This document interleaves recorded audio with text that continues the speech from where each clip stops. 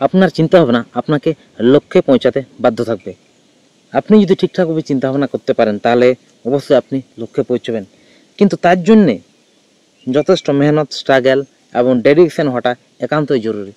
এমনিতে কেউ কিন্তু সাফল্যে পৌঁছাতে পারে না।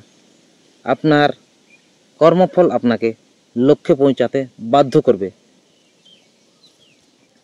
সময় এসেছে কাজ করার। আপনি যদি আপনার চিন্তাভাবনাকে না বদলান বা না পাল্টান তাহলে আপনি হয়তো কিছু দূর এগিয়ে মুখ থুবড়ে পড়ে রইবেন। অতএব আপনার এই গুরুত্বপূর্ণ সময়টাকে কাজে লাগিয়ে বিভিন্ন ধরনের স্কিল আপনি শিখতে পারেন এবং বিভিন্ন ধরনের কাজে আপনি লাগাতে পারেন, যেখানে আপনার পড়াশোনার পাশাপাশি বা কাজের পাশাপাশি আপনার প্রচুর পরিমাণে এখানে আয় বাড়াতে সাহায্য করবে। শুধু পড়াশোনা করলে হবে না, তার পাশাপাশি আমাদেরকে বিভিন্ন ধরনের স্কিল ডেভেলপমেন্ট করতে হবে। আমরা যাতে বারংবার চেষ্টা করি যে আমরা যাতে বিভিন্ন ধরনের স্কিলকে রপ্ত করতে পারি, আমরা বিভিন্ন ধরনের কাজে যাতে আমরা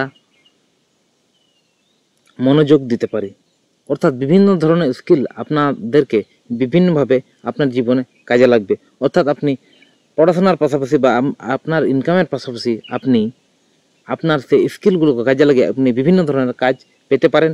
আপনার আর্থিক স্বাধীনতাটাকে আরও আপনি বৃদ্ধি করতে পারেন। দেখো বস, চিন্তাভাবনা যদি আপনি না পাল্টান তাহলে আপনি নিজেকে কোনোদিনও বদলাতে পারবেন না।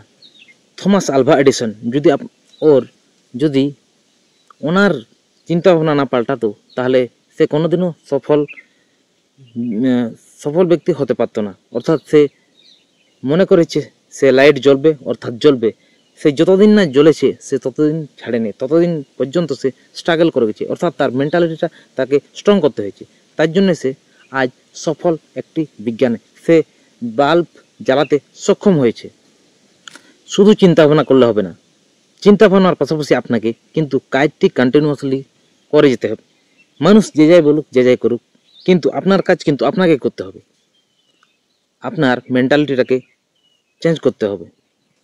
আপনি যদি মনে করেন যে আমি চেঞ্জ হতে পারবো, অর্থাৎ আপনি চেঞ্জ হতে অবশ্যই পারবেন। আপনি যাই করেন না কেন, পড়াশোনা করেন, ব্যবসা করেন বা বিভিন্ন ধরনের সেক্টর আপনি কর্মরত, আপনি যাই করেন না কেন, আপনি যদি বলেন যে আমার আরও ইনকামের প্রয়োজন, তাহলে আপনাকে চিন্তা ভাবনা পরিবর্তন করতে হবে, চেঞ্জ করতে হবে। তাহলে আপনি পড়াশোনার পাশাপাশি বা জবের পাশাপাশি আপনি বিভিন্ন ধরনের কাজের সঙ্গে সম্পৃক্ত হতে পারবেন বা যুক্ত হতে পারবেন।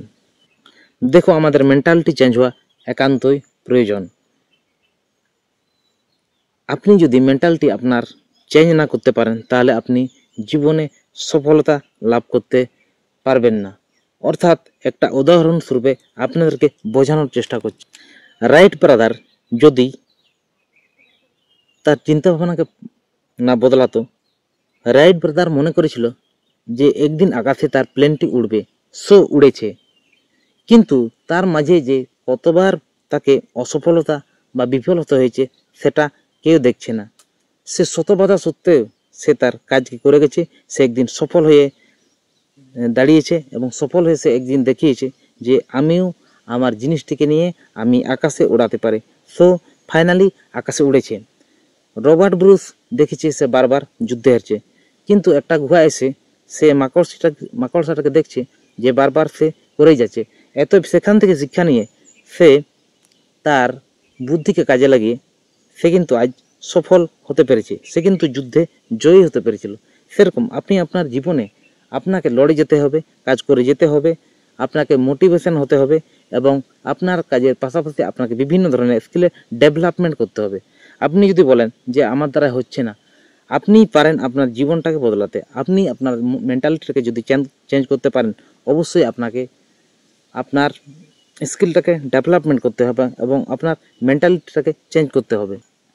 আপনি আপনার চিন্তা ভাবনাকে যতদিন পর্যন্ত না চেঞ্জ করতে পারছেন ততদিন আপনি কিন্তু ভালো কিছু করতে পারবেন না। দেখুন বন্ধুরা, যদি ভালো করেন অবশ্যই ভালো পাবেন, যদি খারাপ করেন অবশ্যই খারাপ পাবেন। অর্থাৎ ভালো মেন্টালিটি না হলে আপনি জীবনে ভালো কাজ করতে পারবেন না। যেমন আমাদের শরীর যদি ভালো না থাকে তাহলে আপনার মনও ভালো থাকবে না। সেরকম যেমন শরীর মনের সঙ্গে যুক্ত, তেমন আপনার মেন্টালিটি আপনার কাজের সঙ্গে যুক্ত। তেমন আপনি যদি মনে করেন যে এমনিতে হয়ে যাবে তাহলে কোনোদিনও হবে না। আপনি যদি মনে করেন যে এমনিতেই হয়ে যাবে, তাহলে বন্ধুরা আপনার বোকার স্বর্গে বসবাস করেন। আমি বলবো আপনি আপনার মেন্টালিটিটাকে চেঞ্জ করুন, আপনি আপনার থটটাকে চেঞ্জ করুন, তাহলে আপনি দেখবেন আপনি আপনার পার্সোনালি যে কাজটি খুঁজছেন অবশ্যই পেয়ে গেছেন। তো আপনার চিন্তাভাবনা পাল্টান, দেখবেন আপনি আপনার জীবনে সাফল্যের দিকে এগোতে পেরেছেন। তো অনেক অনেক ধন্যবাদ ভিডিওটি ফুল দেখার জন্য। আমার পক্ষ থেকে সবাইকে জোহার, নমস্কার আর সালাম জানাচ্ছি।